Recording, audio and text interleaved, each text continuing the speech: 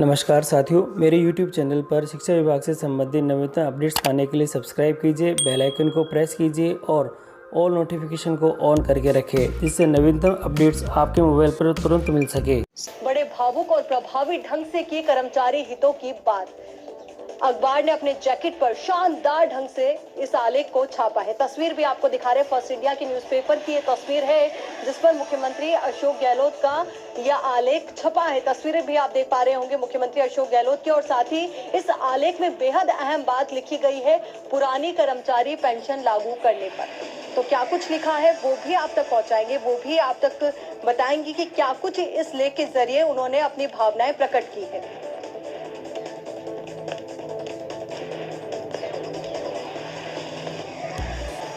इस लेख के जरिए मुख्यमंत्री अशोक गहलोत ने कहा कि कांग्रेस पार्टी तथा राजस्थान की कांग्रेस सरकार अपने नागरिकों को सामाजिक आर्थिक सुरक्षा प्रदान करने के अपने कर्तव्य को भली भांति जानते हैं। एक सरकारी कर्मचारी 30 से 35 वर्षों तक सेवा करता है और सेवानिवृत्ति के पश्चात पेंशन के आधार पर अपना जीवन व्यतीत करता है। प्रत्येक निर्वाचित सरकार का ये कर्तव्य होता है कि वह यह सुनिश्चित करे कि उनके कर्मचारी सुरक्षा की भावना के साथ जीवन निर्वाह करें, ताकि वे भी सुशासन में अपना मूल्यवान योगदान दे सके। सरकारी कर्मचारियों के सामाजिक आर्थिक आधार को मजबूती प्रदान करने की दृष्टि से सेंट्रल सिविल सर्विस यानी कि पेंशन नियम 1972 लागू किया गया, जिसमें पेंशन या पारिवारिक पेंशन, ग्रेच्युटी एवं रूपांतरित राशि का प्रावधान किया गया।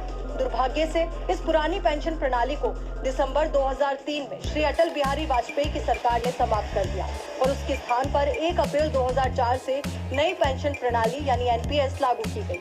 नई पेंशन प्रणाली अपने वर्तमान स्वरूप में समस्याग्रस्त है तथा पूरे देश के कर्मचारी पुरानी पेंशन प्रणाली की पुनः बहाली की मांग कर रहे हैं, क्योंकि नई पेंशन प्रणाली कर्मचारियों की वर्तमान और सेवानिवृत्ति पश्चात की आवश्यकताओं को पूरा नहीं कर पा रही है। राष्ट्रीय मानवाधिकार आयोग सीएजी रिपोर्ट संख्या 13 वर्ष 2020 तथा द्वितीय राष्ट्रीय न्यायिक वेतन आयोग ने भी नई पेंशन प्रणाली की प्रभावशीलता तथा इसके तहत कर्मचारियों को सामाजिक आर्थिक सुरक्षा की गारंटी को लेकर सवाल उठाए हैं। नई पेंशन योजना के तहत कर्मचारी की गाढ़ी कमाई से एकत्रित किया गया सेवानिवृत्ति का कोष शेयर बाजार के उतार चढ़ाव के अधीन हो जाता है। शेयर बाजार में छोटी सी घटना को लेकर उथल पुथल मच जाती है। वर्तमान में यूक्रेन जैसे बड़े अंतर्राष्ट्रीय संकट के समय शेयर बाजार जब औंधे मुंह गिरता है तो कर्मचारियों की धड़कनें बढ़ जाती है और उनकी सामाजिक सुरक्षा पर जोखिम के बादल मंडराने लगते हैं। जब किसी कर्मचारी की सामाजिक आर्थिक सुरक्षा खतरे में पड़ जाती है तो वह पूर्ण क्षमता के साथ काम नहीं कर सकता तथा सुशासन में मनोयोग से योगदान नहीं दे सकता, क्योंकि पेंशन फंड की राशि का शेयर मार्केट में निवेश किया जाता है, जहां हमेशा जोखिम रहता है। और एनपीएस के लागू होने के 17 साल बाद भी सुरक्षा की जब कोई गारंटी न हो तो ऐसे में कर्मचारियों के मन में वृद्धावस्था के समय असुरक्षा का डर होना स्वाभाविक है। आगे उन्होंने कहा कि राजस्थान सरकार के कर्मचारियों के हितों की रक्षा तथा सेवानिवृत्ति के बाद उन्हें सुरक्षा प्रदान करने के लिए राजस्थान की कांग्रेस सरकार ने 1 जनवरी 2004 के पश्चात राजकीय सेवा में आए सभी कर्मचारियों के लिए पुरानी पेंशन प्रणाली को पुनः बहाल करने का निर्णय लिया। मैंने राज्य विधानसभा में 23 फरवरी 2022 को अपने बजट भाषण में पुरानी पेंशन प्रणाली को अगले वित्तीय वर्ष से लागू करने की घोषणा की है। इस निर्णय का न केवल राजस्थान सरकार के बल्कि सभी राज्यों के कर्मचारियों ने स्वागत किया है। सरकारी एवं निजी क्षेत्र के बीच पूर्व में मुख्य अंतर पेंशन ही था।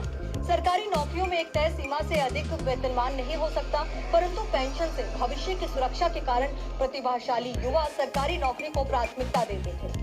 ऐसा देखने में आया कि नई पेंशन प्रणाली लागू होने के बाद प्रतिभाशाली युवाओं का सरकारी नौकरी की तरफ रुझान कम हो गया था। पुरानी पेंशन प्रणाली को पुनः लागू करने के निर्णय से भविष्य में अधिक संख्या में प्रतिभाशाली युवा राजकीय सेवा की तरफ आकर्षित होंगे। पुरानी पेंशन प्रणाली के बारे में यह कहा जाता है कि इससे सरकारों पर वित्तीय भार बढ़ेगा तथा विकास और जन कल्याण के कार्य प्रभावित होंगे। यहाँ ये तथ्य समझना जरूरी है कि जब पुरानी पेंशन प्रणाली लागू की थी तो उस समय भी देश ने प्रत्येक क्षेत्र में शानदार तरक्की की थी। पुरानी पेंशन प्रणाली के कारण विकास और जन कल्याण के कार्यों में कभी भी कटौती नहीं की गई। राजस्थान सरकार ने अनेक घटकों को ध्यान में रखते हुए पुरानी पेंशन प्रणाली को पुनः बहाल किया है। इस प्रणाली के तहत कर्मचारी को उसके अंतिम मूल वेतन का 50% प्लस महंगाई राहत के साथ पेंशन की गारंटी मिलती है।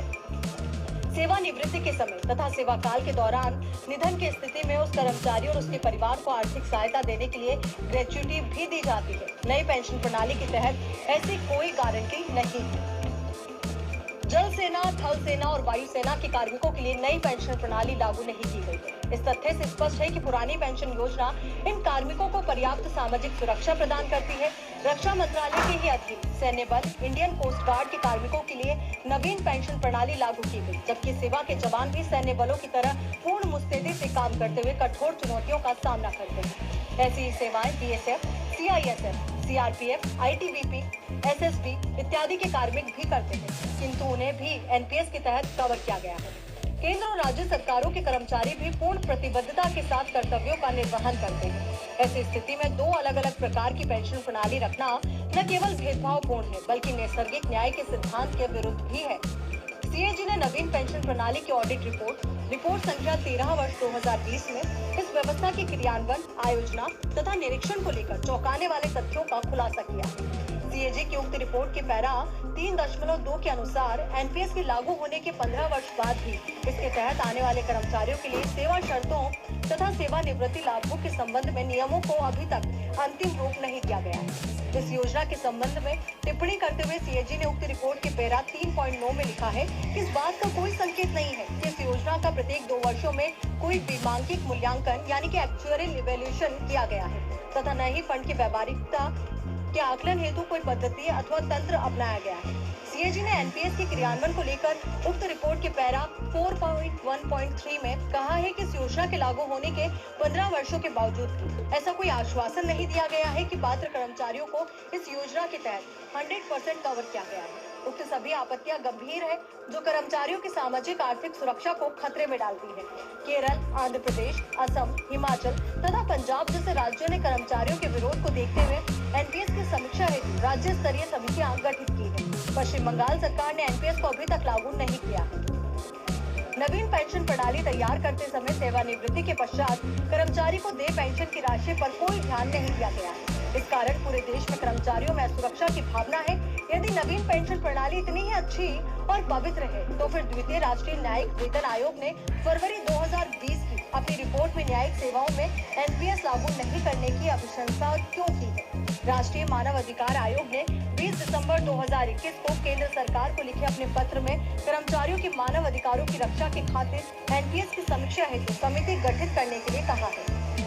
दिनांक 1 जनवरी 2004 एवं उसके पश्चात नियुक्त कर्मचारियों में से अब तक जिन कार्मिकों की सेवानिवृत्ति हुई है, उन्हें या तो कोई पेंशन नहीं मिली है अथवा इतनी कम पेंशन प्राप्त हुई है कि वे अपना जीवन यापन नहीं कर सकते। इस दृष्टि से राष्ट्रीय पेंशन प्रणाली अपने उद्देश्य को पाने में विफल रही। आरंभ में नवीन पेंशन योजना के अंतर्गत पारिवारिक पेंशन और ग्रेच्युइटी का भी प्रावधान नहीं था, जिसे भारत सरकार को बाद में लागू करना पड़ा। राजस्थान सरकार ने एनपीएस के बावजूद अपनी विकास योजनाओं के साथ कभी भी कोई समझौता नहीं किया। पुरानी पेंशन योजना लागू होने के बाद भी राजस्थान में विकास कार्य निरंतर जारी रहेंगे। एनपीएस के कारण कर्मचारियों में व्याप्त चिंताओं से राजस्थान सरकार पूरी तरह वाकिफ है। पुरानी पेंशन प्रणाली के तहत कर्मचारियों को सामाजिक और आर्थिक सुरक्षा प्रदान की जाती है। इसलिए राजस्थान सरकार ने कर्मचारियों के हितों को ध्यान में रखकर पुरानी पेंशन प्रणाली को बहाल करने का निर्णय लिया। 2 प्रकार की पेंशन योजनाएं रखकर कर्मचारियों में भेदभाव करना किसी भी दृष्टि से उचित नहीं है। ये तमाम बातें मुख्यमंत्री अशोक गहलोत ने इस लेख के जरिए जनता के समक्ष रखी है।